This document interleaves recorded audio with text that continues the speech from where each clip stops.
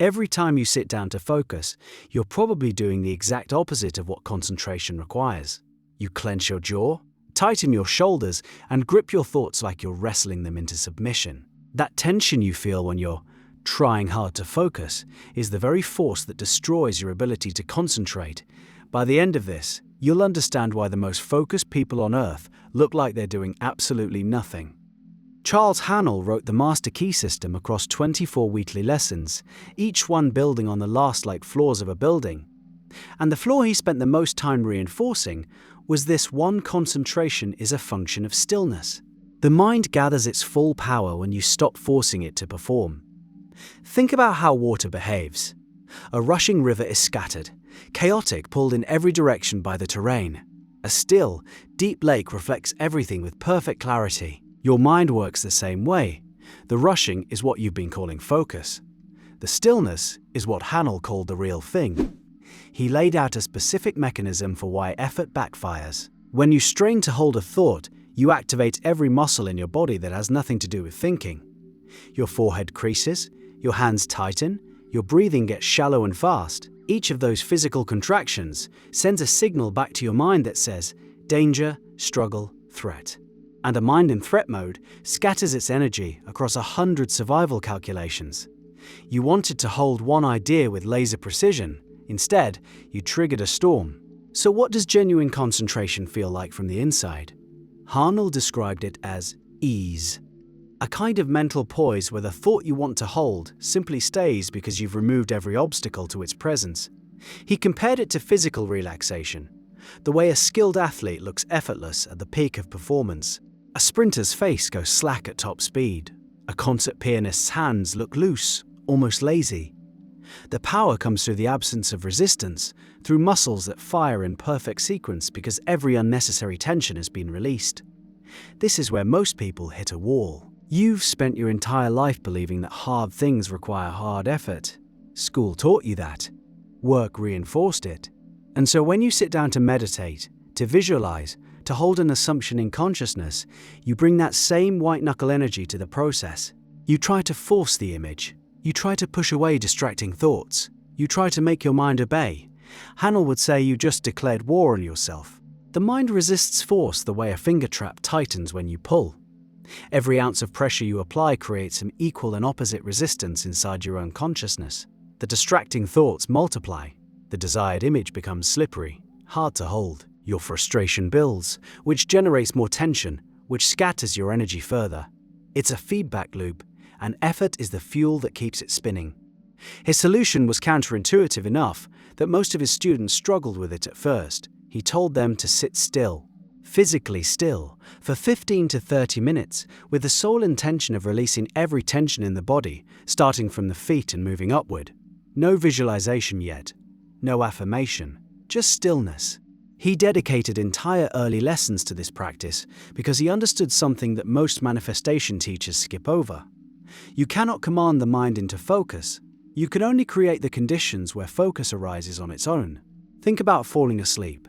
You've had nights where you desperately needed sleep and couldn't get it. The harder you tried, the more awake you became. Then the moment you finally gave up, stopped trying, let go of the need, sleep arrived within minutes. Concentration follows the same law. The wanting it is the barrier. The releasing it is the doorway. Haanel described mental energy as something with actual substance. He treated thought as a force that flows through channels in the mind, and those channels widen or narrow based on your inner state. Tension narrows them, relaxation opens them. When the channels are wide and clear, a single thought can occupy your entire awareness with almost no effort at all. You've experienced this. You've been so absorbed in a conversation, a book, a sunset, that time disappeared, and your whole being was focused on one thing. Nobody told you to concentrate in that moment. Nobody had to. The conditions were right and focus happened by itself. That's the state Haanel was training his students to enter deliberately. And he gave them a progression. First, master physical stillness. Then, master mental stillness. The ability to quiet the internal chatter without fighting it. Then, and only then, begin to hold a single thought, gently, the way you'd hold a soap bubble in your palm. Any force, and it bursts. There's a passage in the 15th lesson where he writes that the ability to concentrate is the ability to release everything that isn't the thought you want. Most people hear concentrate and think, add effort, add intensity, push harder. Haanel's definition runs the opposite direction. Subtract, release. Let go of every thought, every sensation, every tension that competes with the one idea you've chosen. What remains is concentration so total, it reshapes your inner world. This matters for manifestation because the law of assumption runs on sustained mental states. Neville Goddard, who studied similar principles, taught that you must live in the feeling of the wish fulfilled, and that feeling requires a kind of relaxed certainty, the calm knowing that what you've imagined is already real. You can't clench your way into calm knowing. The two states are mutually exclusive. If you're straining to believe, you're broadcasting doubt dressed up as determination. Here's where the practice becomes genuinely challenging. Relaxation sounds passive, and in a culture that rewards grinding and hustling, passivity feels like failure. But Haanel drew a sharp line between relaxation and laziness. Relaxation is active. It requires discipline. Sitting in perfect stillness for 20 minutes while your body screams to move and your mind throws every distraction it can find at you. That takes more internal strength than any amount of busy-minded effort. The discipline is in the releasing, in the constant, patient returning to ease every time tension creeps back in. He compared the untrained mind to a team of wild horses pulling a carriage in different directions. Effort, in this analogy, would be whipping all the horses harder. The carriage still goes nowhere because the force is scattered. Concentration is getting all the horses to face one direction. You do that through calm authority, through steady presence, through an inner command so quiet and certain that every part of your mind aligns with it voluntarily. A skeptic within the spiritual framework might ask, if effort is counterproductive, how do you develop the discipline to practice? The tension between try less and practice daily seems like a contradiction. Haanel addressed this directly. The effort goes into showing up, into sitting down at the same time each day, into creating the space and protecting it. Once you're in the chair, effort ends. The practice itself is surrender. You show up with discipline. You practice with release. Those are two different muscles, and confusing them is where most students fail. Week after week in the Master Key system, the exercises build. Physical stillness becomes. Mental stillness becomes directed. Thought becomes sustained visualization. Each stage depends on the one before it, and the foundation, always, is relaxation.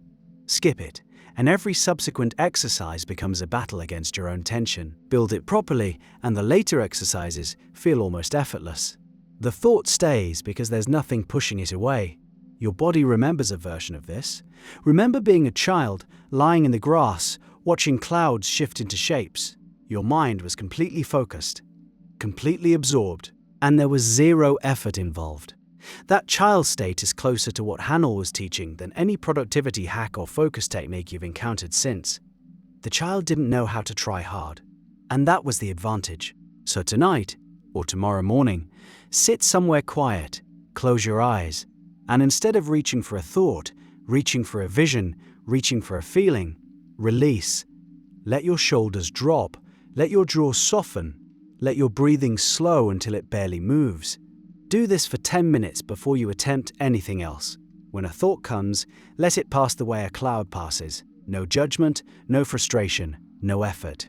Just notice and return to stillness. The thought you most want to hold will stay when you stop chasing it. Mental energy gathers in the space you've cleared, the way water fills a vessel you've emptied.